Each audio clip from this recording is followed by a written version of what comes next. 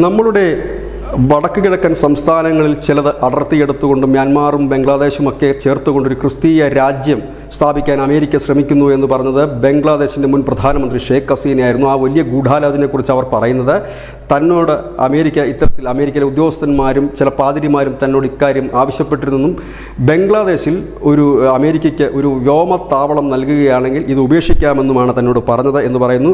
അതായത് ബംഗ്ലാദേശിൻ്റെയും മ്യാൻമാറിൻ്റെയും ഇന്ത്യയുടെ വടക്ക് കിഴക്കൻ സംസ്ഥാനങ്ങൾ ചില ഭാഗങ്ങളും ചേർത്ത് കിഴക്കൻ തിമോർ പോലെ ഒരു ക്രിസ്തീയ രാജ്യമാണ് ഇതിൻ്റെ ഈ ഗൂഢാലോചനയ്ക്ക് പിന്നിലുള്ളത്. ബംഗ്ലാദേശിൻ്റെ ചിറ്റഗോം, അതുപോലെ തന്നെ മിസോറാമിലെ മണിപ്പൂരിലെ കുക്കി മേഖല, ബന്ദർപെട്ട ജില്ല തുടങ്ങിയവയെല്ലാം ചേർത്തുകൊണ്ട്, അതായത് മ്യാൻമാറിൻ്റെ ഒരു ഭാഗം, ഈ ബംഗ്ലാദേശിൻ്റെ ചിറ്റഗോം പ്രദേശം, ഒപ്പം തന്നെ മിസോറാമിൻ്റെയും മണിപ്പൂരിലെയും കുക്കി മേഖല, മിസോറാം പൂർണ്ണമായും മണിപ്പൂരിലെ കുക്കി മേഖല, ബന്ദർബൻ ജില്ല തുടങ്ങിയവ ചേർത്തുകൊണ്ടാണ് ഒരു ക്രിസ്തീയ രാജ്യം രൂപീകരിക്കാനുള്ള നീക്കം നടക്കുന്നത്. ഏതായാലും ഇവിടെയുള്ള ആളുകളെ അറിയപ്പെടുന്നത് സോമിൻ എന്നാണ്. അതായത് ചിക്, കുക്കി, മിസോ വിഭാഗത്തിൽ വംശത്തിൽപ്പെടുന്നവരാണ് ഇവർ.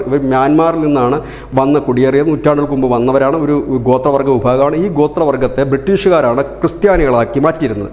പിന്നീട് സ്വാതന്ത്ര്യം കിട്ടിയപ്പോൾ ഇവരെ പട്ടികവർഗത്തിൽ ഉൾപ്പെടുത്തുകയും ചെയ്തിരുന്നു. ഇപ്പോഴേതായാലും ഈ കുക്കി ഭീകരരാണ് ഇപ്പോൾ മണിപ്പൂരിൽ ആക്രമണവും മറ്റും നടത്തുന്നത്. ഏതായാലും ഇതിനെ നേരിടാൻ ഇന്ത്യ മാത്രമല്ല, ഇന്ത്യക്ക് കൂട്ടായി ചൈനയുമുണ്ട്. കാരണം ഇത്തരമൊരു രാജ്യം രൂപീകൃതമായാൽ, ബംഗ്ലാദേശിൽ അമേരിക്കയ്ക്ക് ഒരു വ്യോമതാവളം കിട്ടിയാൽ അത് ഇന്ത്യയേക്കാൾ കൂടുതൽ ഭയപ്പെടുത്തുന്നത് ചൈനയെ തന്നെയാണ്. അതുകൊണ്ട് തന്നെയാണ് ഇപ്പോൾ ത്വരിതഗതിയിൽ ഇന്ത്യയും ചൈനയും തമ്മിൽ സംസാരിച്ച് പ്രശ്നങ്ങൾ പരിഹരിച്ച് ഏതാണ്ട് 75% അതിർത്തി പ്രശ്നങ്ങൾ പരിഹരിച്ചു എന്ന് ചൈനയും ഇന്ത്യയും പറയുന്നതിൻ്റെ പിന്നിലെ ഉദ്ദേശം ഇതുതന്നെയാണ്.